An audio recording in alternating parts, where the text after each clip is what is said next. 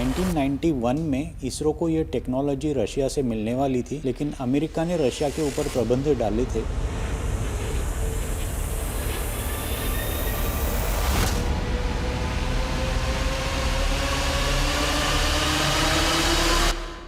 तो इसरो ने खुद ही ये टेक्नोलॉजी डेवलपमेंट करने की कोशिश की और कई सालों बाद उनको उसमें सफलता मिली।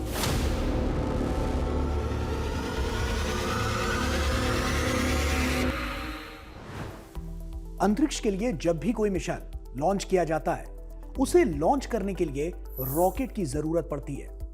रॉकेट उस मिशन को अंजाम देने के लिए तेजी से आसमान को चीरते हुए अंतरिक्ष में जाता है। लेकिन क्या आप जानते हैं कि रॉकेट को इतनी ताकत या शक्ति कहां से मिलती है? वो शक्ति रॉकेट को मिलती है उसके इंजन से।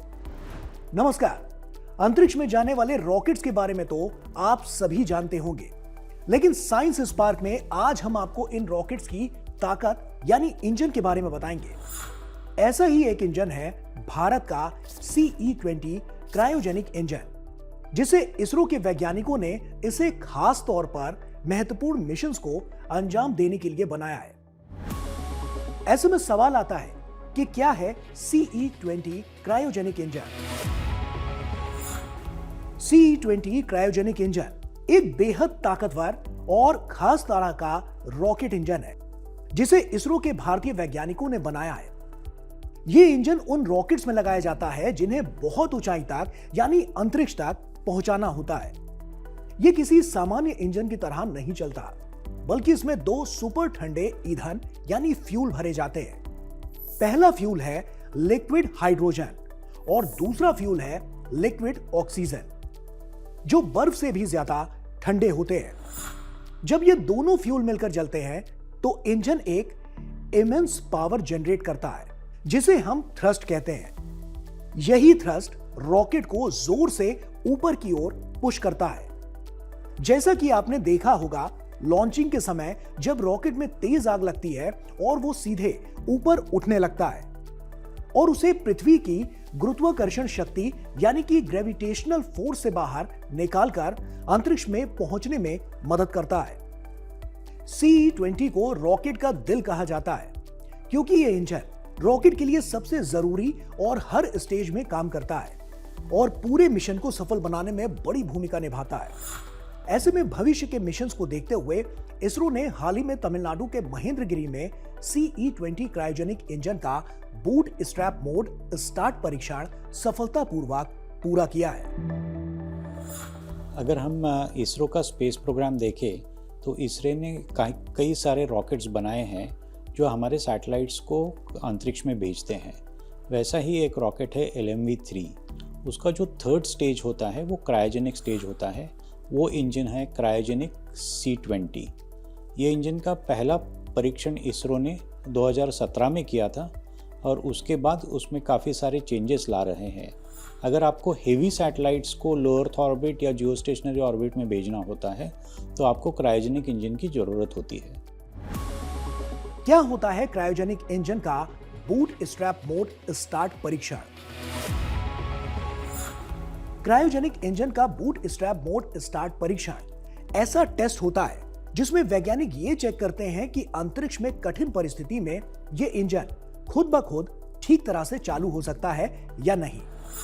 इसे ऐसे समझिए कि जैसे कोई गाड़ी बिना धक्का दिए एकदम आसानी से खुद ही स्टार्ट हो जाए।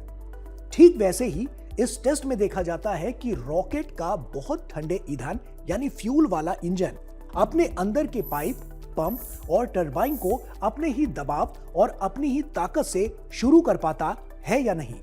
इस टेस्ट में इंजन को धीरे धीरे ठंडा ईंधन यानी फ्यूल दिया जाता है और फिर देखा जाता है कि क्या वो अपने पंप को खुद घुमा पाता है और धीरे धीरे पूरी ताकत में आकर सुरक्षित रूप से चल पाता है। यह परीक्षण इसलिए भी जरूरी होता है ताकि अंतरिक्ष में जाने से पहले वैज्ञानिकों द्वारा यह कंफर्म कर लिया जाए कि इंजन सही समय पर बिना किसी बाहरी मदद के खुद शुरू होकर रॉकेट को सही से उड़ान दे सके।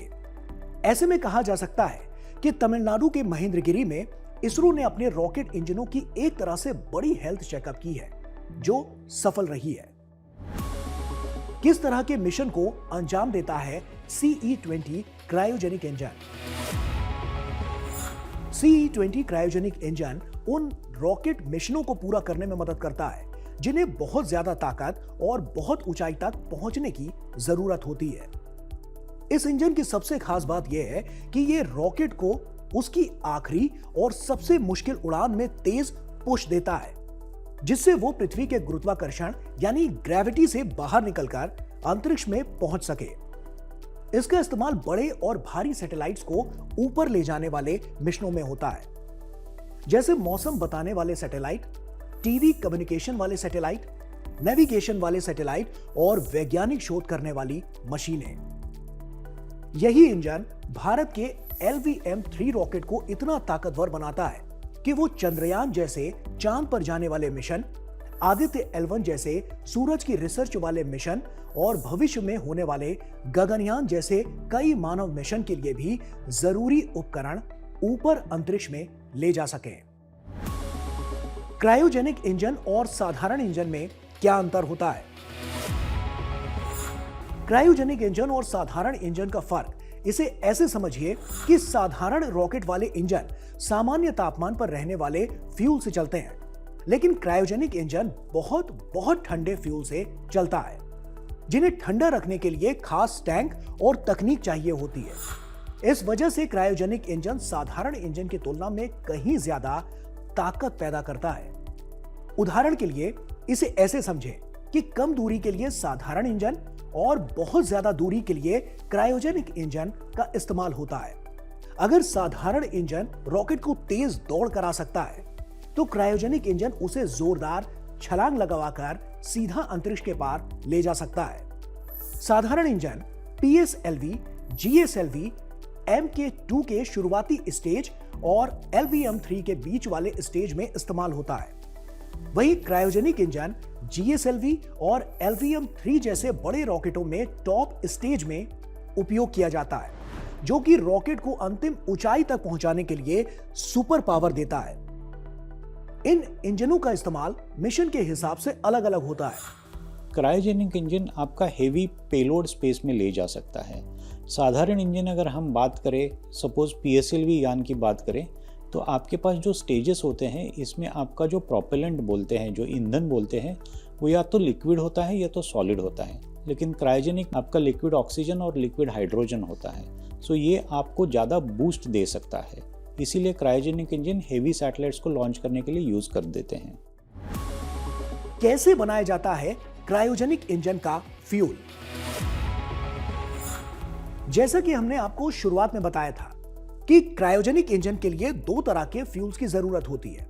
एक है लिक्विड हाइड्रोजन और दूसरी है लिक्विड ऑक्सीजन। ये दोनों गैसें होती हैं जो असल में हवा जैसी ही होती हैं, लेकिन वैज्ञानिक इन्हें बहुत बहुत ठंडा करके तरल यानी कि लिक्विड बना देते हैं। इसे ऐसे समझिए कि जैसे पानी को फ्रीजर में रखकर बर्फ बनाई जाती है, बस अंतर सिर्फ इतना है कि ये ठंडक इतनी ज्यादा होती है कि गैस भी तरल बन जाती है। ऐसे में सबसे पहले इन गैसों को अलग अलग मशीनों में साफ किया जाता है, फिर उन्हें बहुत तेजी से ठंडा किया जाता है।